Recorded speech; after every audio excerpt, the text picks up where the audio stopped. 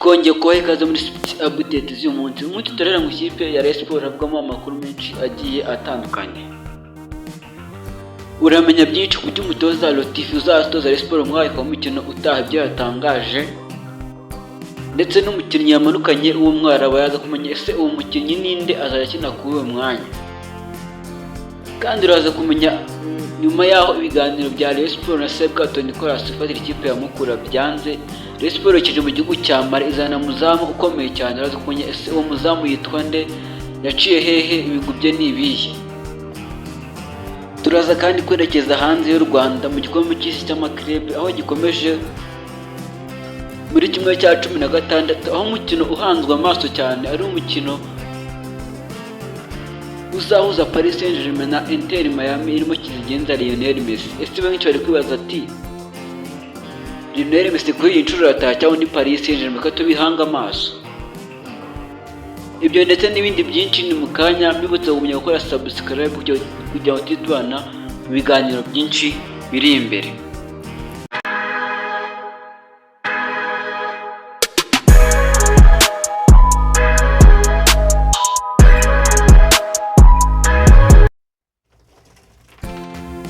Twihuse cyane sports update z'uyu munsi twatuzere mu kipe ya Rayon Sports, katwumve umutoza Latif byinshi yatangaje akigera ku kibuga cy'indege.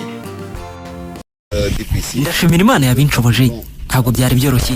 Yari amasaha 28 y'urugendo, hari harimo umunaniro mwinshi. Imana ishimwe, nazanye n'ungingirije n'umukinnyi mushya wa Rayon Sports. Muri rusange rwari urugendo rugoye. Hanyuma kuri Azuzo Latif yahoze akina umupira w'amaguru mu kije cya mbere wacu. Agikina yari umukinnyi mwiza, yakoze byinshi, gusa muri rusange yagize urugendo rwiza nk'umukinnyi ndetse n'umutoza. Rayon Sports yamugiriye icyizere kandi afite ubunararibonye buhagije.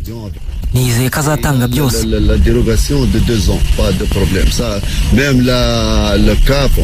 Yego ntibyari ibyangombwa ntafite, ariko hari icyo amategeko avuga. Hari amezi 4 ngomba gukora, hari n'imyaka 2 yo kwiga. Aho rero nta kibazo. Kafu yamaze kutumenyesha ko hari imyaka 2 yo kwihanganirwa, gusa ndacyafite amasezerano ya Rayon Sports. Hari amakuru mashya twamenye avuye muri Kafu kandi tugomba kubaha amategeko yayo. Ngiye gukora imyaka 2 nasinye, mfite lisansi B ya Kafu. Nyuma y'amasezerano icyemezo kizaba ari icya Kafu. Kuri Mohamed Sheri ni umukinnyi mwiza, azatungura abantu kuko ni umukinnyi mwiza muri Tunisia. Yaba ari no mu ikipe cyangwa se no mu ikipe y'igihugu yarabigaragaje aho yanyuze. Yaba ari muri AS Marsa afite byinshi azirikana kandi azatungura abantu. Ni umukinnyi mwiza, ni umunyamwuga, afite imbaraga, azaba mwiza, azatungura abantu muri shampiyona y'u Rwanda. Icyizere ndakimufitiye, nizeye ko azamenyera vuba.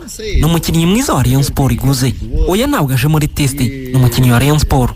Twakoze byinshi, gusa kwari ugutungurana.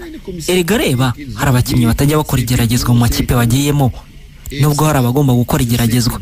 Kuri twe yamaze kutwemeza, nta kiri inyuma y'ibi. Kuri Mohamed Sheri buri wese amenye ko nta ruhare nabigizemo, kuko buri wese yaramwishimiye muri Rayon Sports kandi ni umukinnyi mwiza. Ndavuganye n'abatoza be, rero azatungurana muri iyi shampiyona.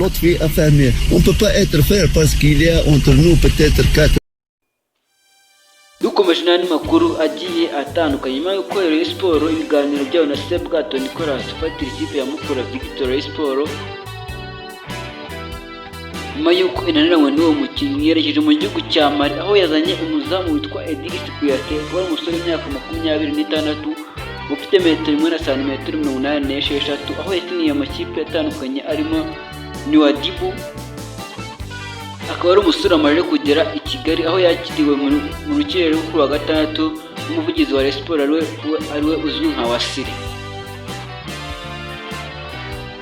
Akaba ari umusore bivuga ko ashobora kuzasenya umwaka umwe wakongerwa mu gihe byabaye ngombwa.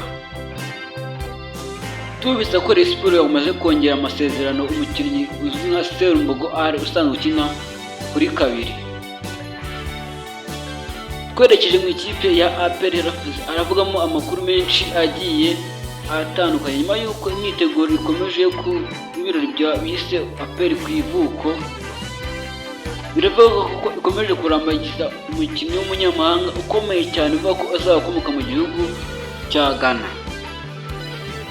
Sport update katuzikomereze muri Amerika aho hakomeje kubera imikino itandukanye y'igikombe cy'isi cy'amakirebe. Nyuma yaho amatipe avuye mu matsinda ategerejwe umukino ukomeye cyane uzahuza ikipe ya Inter Miami iyobowe na kigenza Lionel Messi n'ikipe ya Paris Saint-Germain. Ese benshi baravuga ati ese ni Paris Saint-Germain cyangwa ni Lionel Messi uratanga ko tubihanga amaso. Ngayo nguko ibyavugwa mu isi ya siporo. Tubutse kujya gukora subscribe kugira ngo tubana mu wacu wa YouTube. Ngewe mwari muri kumwe yari Izayi. Mumeza kubifuriza impagarike n'ubugingo.